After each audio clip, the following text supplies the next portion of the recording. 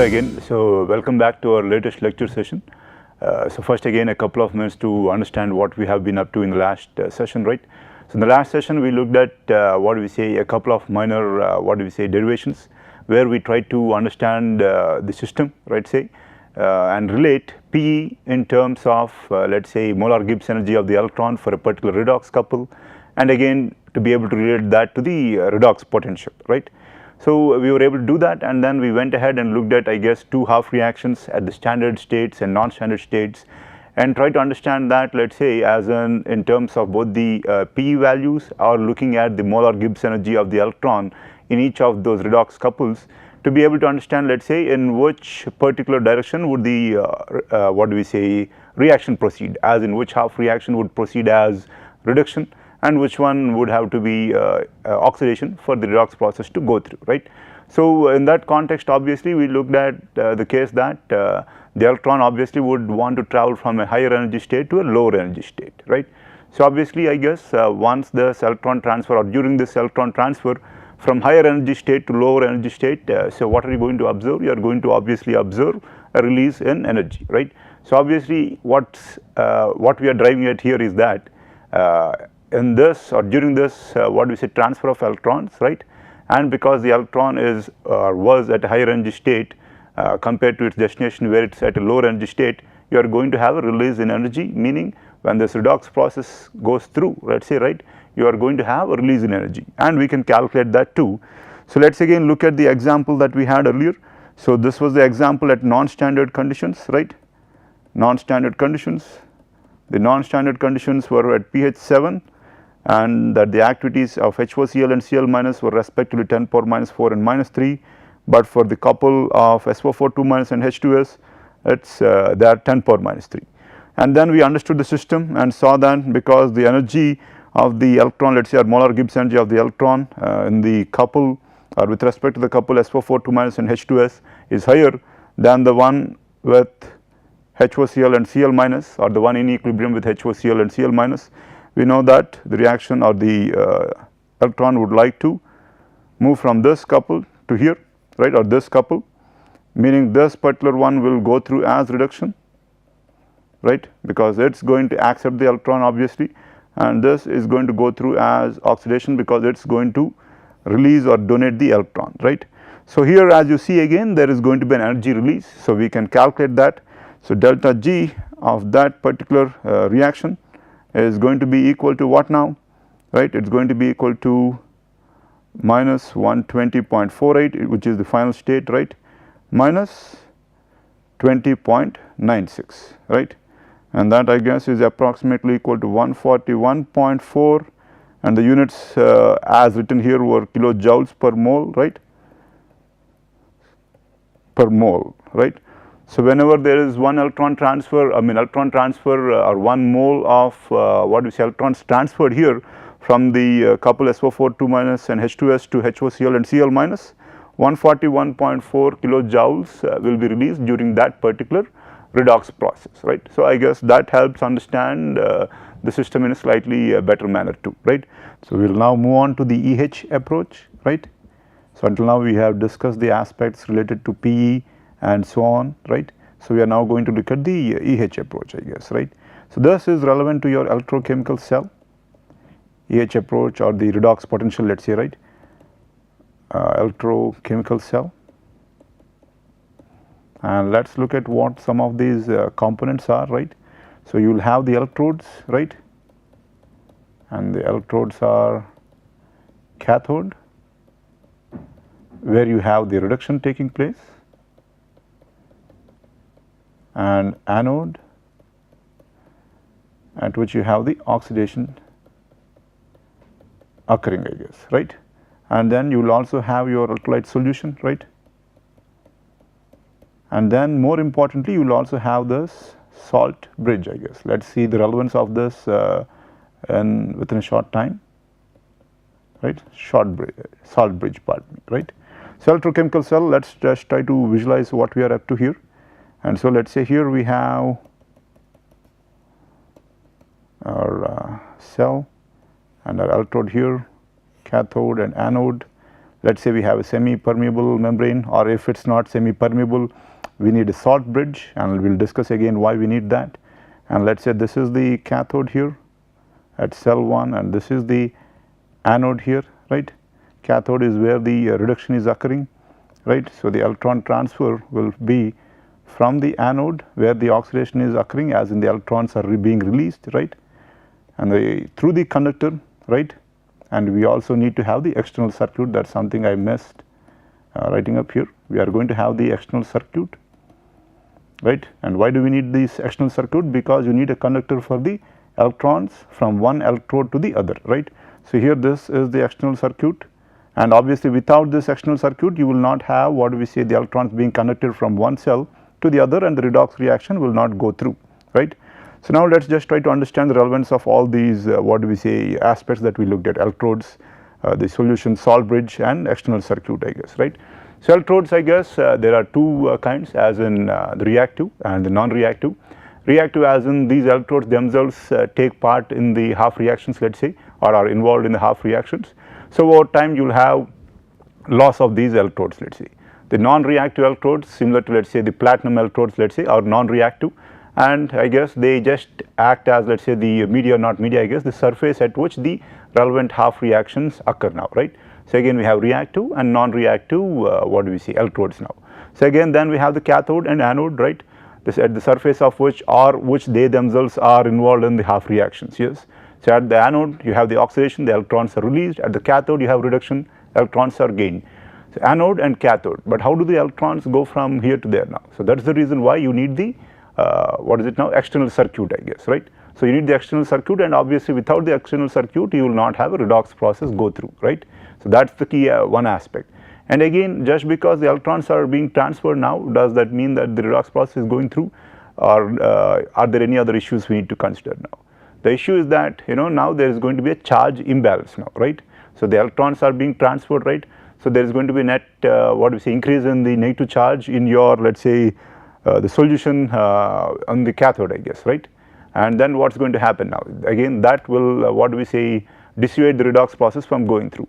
So, for that I guess you are obviously, for the charge balance to occur, you are going to have to look at the salt bridge or have a semi-permeable membrane, let us say, right, when let us say where that would allow the what we say transport of the relevant salts or the cations and anions, let us say, such that there is a balance with respect to the charge now, right.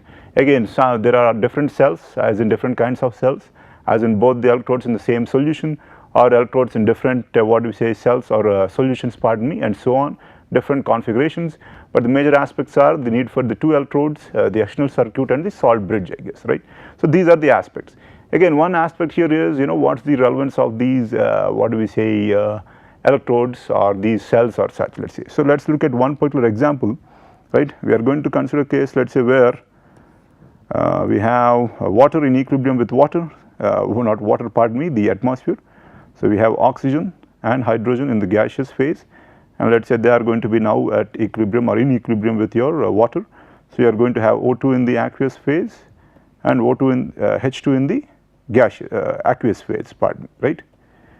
We have O2 in equilibrium with the aqueous phase, again H2 in the gaseous phase in equilibrium with the H2 in the aqueous phase, gaseous and aqueous phase equilibrium. So, again now as we know we have relevant half reactions, right, and if we look at the relevant overall reaction, I think we know that O2 plus 2H2 can lead to formation of your H2O, right. So, this is one reaction that can occur though, right. Let us look at what are the conditions required for that to occur now. As we know, this reaction occurs only when there is an electron transfer now, right.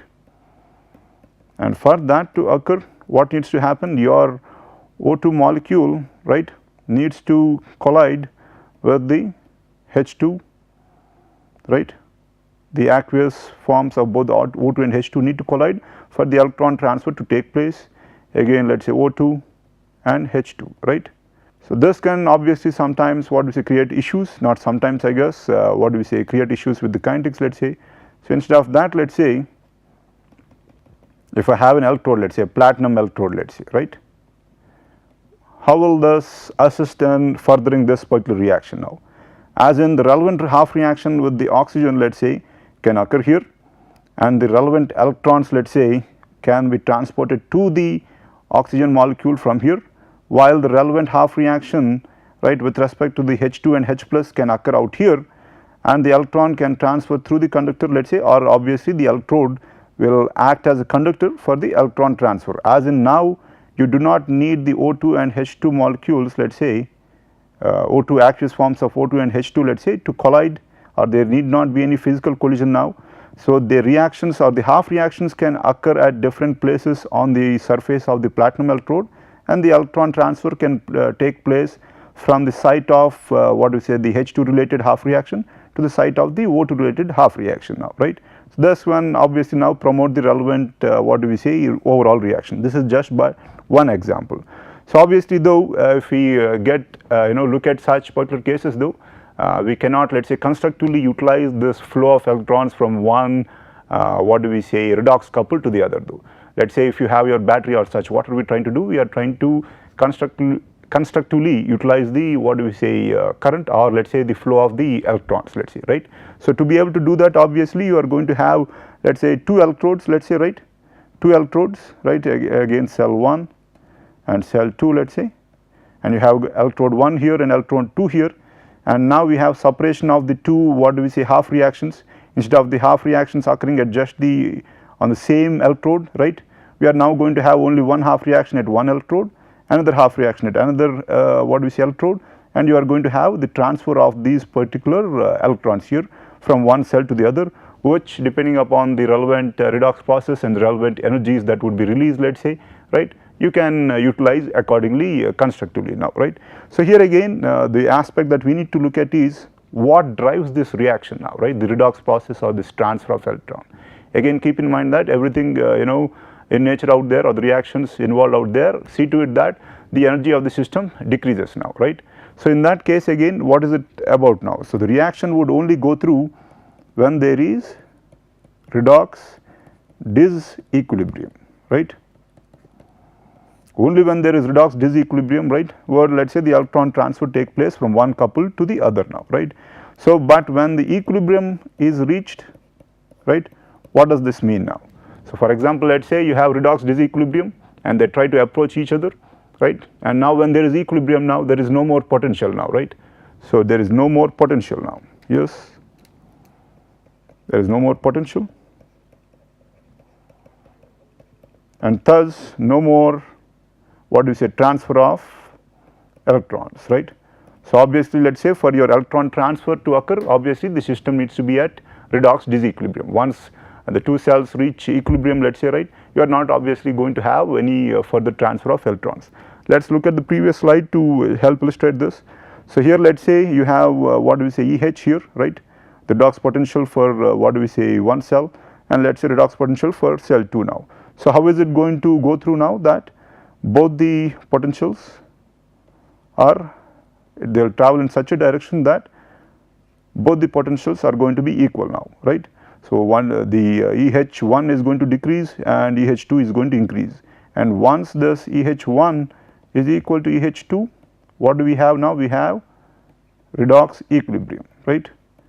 So once again when we have that EH1 is equal to EH2, right, we have equilibrium, and then no more potential and no more transfer of the relevant electrons, right.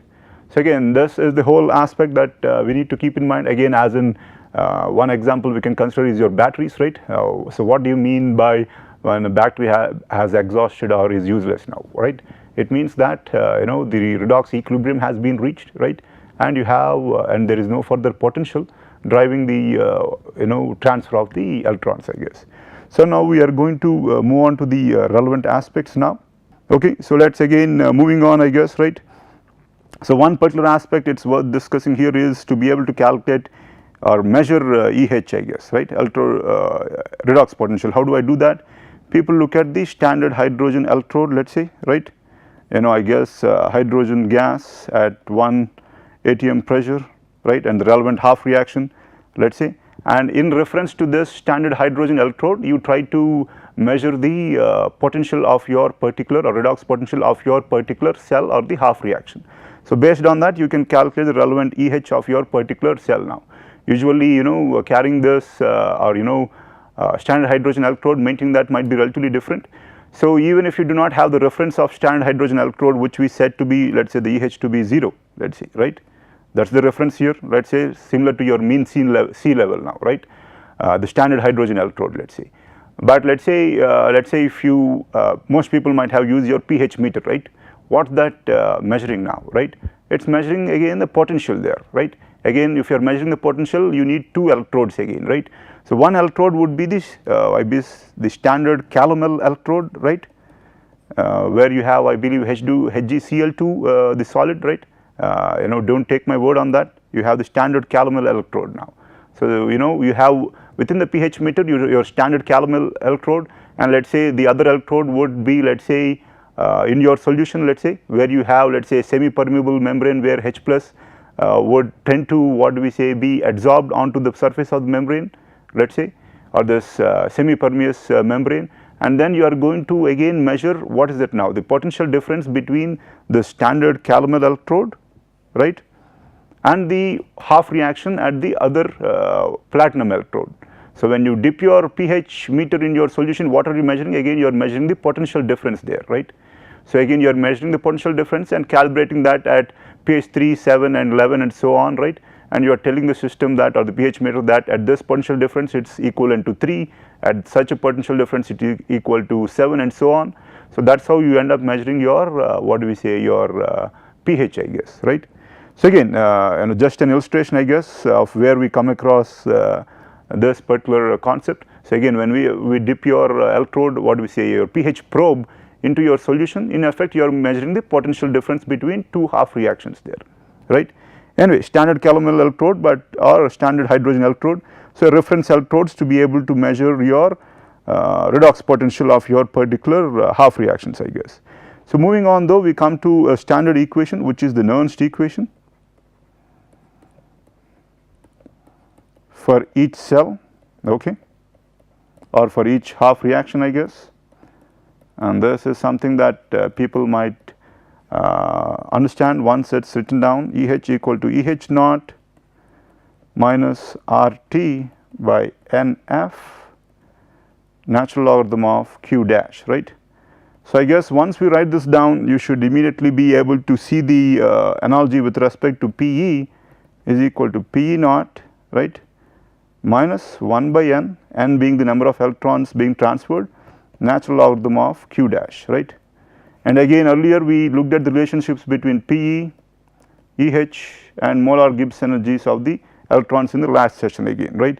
So again, looking at the same principle, or we can even manipulate this again here, I guess, or if I manipulate the first equation, this equation as EH into F by this value will be 2.303 RT, let's say, will be equal to again EH naught into F by 2.303 RT minus 1 by n log, it should not be natural logarithm here, it's logarithm here, right, log Q dash. That's the reason why we have the 2.303 value here, the PE1 with respect to the logarithm and not the logarithm to the base 10, not the logarithm to the base e. That was a minor error there. So here again, we looking at this, what can you understand here, I guess, right? You can understand that the PE value is nothing but equal to EH into F by 2.303 RT, right? Again, this is something similar to what we you know, looked at or derived in our previous sessions here, right? So again, you see that, you see the relevant analogies, right, and from that we can understand the system again, and this particular equation is called the Nernst equation for each cell here, right? And here these are the redox potentials that people use or look at here, right? So again, let's moving on. So you have 2 cells here, let's say EH1 and EH2, let's say. So how would this particular reaction proceed, or how do I understand this particular system, let's say, right? So let me assume that EH1 proceeds as reduction, right? EH1 proceeds as reduction and EH2 proceeds as oxidation, let's say.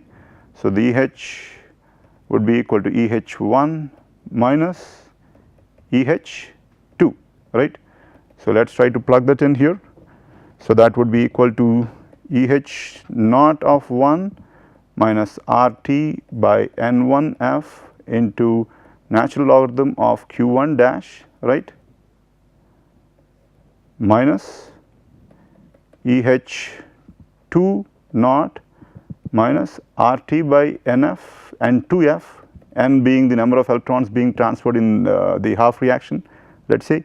So, in this case, if it is the same number of electrons being transferred, let us say N1F, right, into natural logarithm of Q2 dash, right. So, what do we end up with here? It is going to be equal to EH1 naught minus EH2 naught minus RT by NF and natural logarithm of Q1 dash by Q2 dash, right, Q2 dash. Yes, would that be the right way to express that? Yes, I believe that is true. And how would that transform into? That is going to be equal to EH1 naught minus EH2 naught minus RT by NF natural logarithm of Q of the overall reaction, right, Q of the overall reaction, right. So, when is this particular value going to be positive now, right. So, this Ecell would be equal to delta of EH naught minus RT by NF, RT by NF natural logarithm of Q dash overall, right, Q dash of the overall half reaction now, right. So, here let us say if it is not only N, what do we see, the same number of electrons being transferred as in one half reaction if we had N1 and then N2.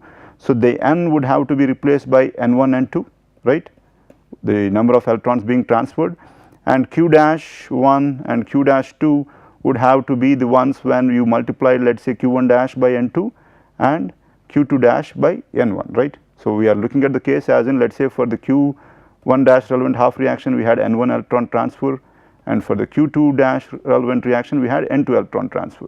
But to have the same number of electrons being transferred, we need to multiply Q1 dash by N2 and Q2 dash by N1, right. So, then here the N would be N1 N2, and the relevant Q1 dash and Q2 dash should be modified such that you multiply Q1 dash by N2 and Q2 dash by N1 and the relevant stoichiometric coefficients, I guess, right. Anyway, so that is one particular option here, not option, pardon me, the way to go about it. So, obviously, when if Ecell is greater than 0, then what does that mean now? Then the electrode 1, let us say,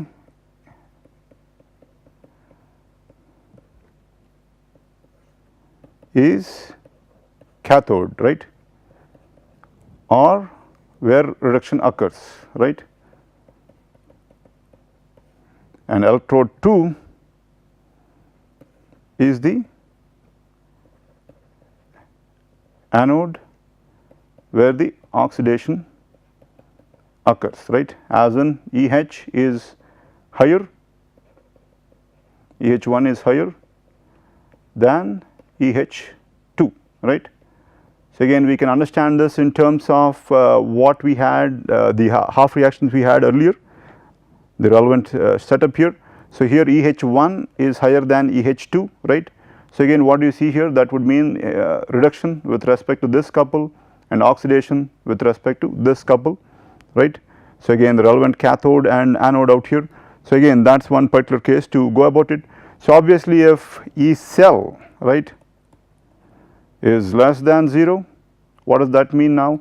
Then the reverse needs to be applied, right. Then what do we see now? 1, right, is going to have to be oxidation, right, or 1, the electrode cell 1 would have to proceed as, or it would be the anode, and 2 would be the reduction, let us say, right, and that would have to be the cathode if Ecell is negative, I guess, right. So, this is one particular case though. So, but the major aspect is, let us say I have an unfavorable reaction or the Ecell turns out to be negative now, let us say, right. So here let us say we are talking about redox potentials, right, and electrochemical cells, and we looked at the electrochemical cell calculation and saw that let us say when EH1 greater than EH2 we looked at reduction and oxidation, but let us say if it is less than 0, let us say we say that it is unfavorable, or that oxidation should take place at anode and reduction at cathode. But let us say if I want to force a particular reaction to proceed as reduction, even though the thermodynamics or such let us say that it is not going to proceed as the relevant what do we say redox process, I guess. So what can I do now? So in that context obviously I can impose an external potential now, right. So I am going to say I can impose, right, a potential or a external potential, right, impose let us say an external potential. By imposing this external potential I can turn this Ecell, which is less than 0 right now, right, so that 1 proceeds as oxidation and 2 proceeds as reduction, right. By imposing this particular what do we say external potential, I can see to it that Ecell plus this external potential that I am applying will turn out to be 0, right, and in that case again you are going to have reduction at your particular electrochemical cell 1, right, which will then be the act as the cathode, right, and oxidation here. And again what are the applications? Obviously if there is a compound let us say that you want to reduce and under thermodynamic conditions it is not going to be reduced now. So you can have these external potentials applied to be able to force these particular what do we say reactions or half reactions or the redox reactions to go through. And let us say practical applications, what do we look at? We look at chrome plating, I guess, right, chrome plating, right. As in what are we trying to do? We are trying to plate the metal onto the electrode, right, and as in Cr3 plus we want to make this favorable, which is usually not, right. So for that let us say we apply the external potential. So how do we go about chrome plating, or someone refers to chrome plating, right.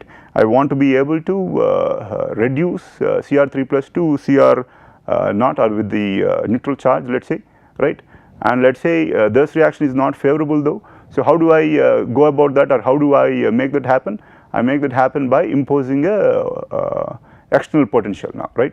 So again there are again applications with respect to these particular aspects, but here with respect to understanding the system let us say with respect to Ecell, right, and the external approach, people I guess need to look at the terminology or the relevant science involved now. So here as in to which particular electrode would you connect the positive terminal, and to which particular electrode would you connect the negative terminal, and so on. So again we are going to look at these aspects and then look at also ORP measurements, right, as in ORP measurements as in to be able to get what do we say generic overview of the reduction potential, right, oxidation reduction potential of a particular solution. You have these ORP meters that you can use. I mean there are some applications but not a great lot. So we are going to look at or in greater detail with respect to these terms respect to or with respect to the science with respect to the external potential, and also look at with respect to the ORP measurements, and then move on to let us say understanding how corrosion happens and how you can limit corrosion in the next session, I guess, right.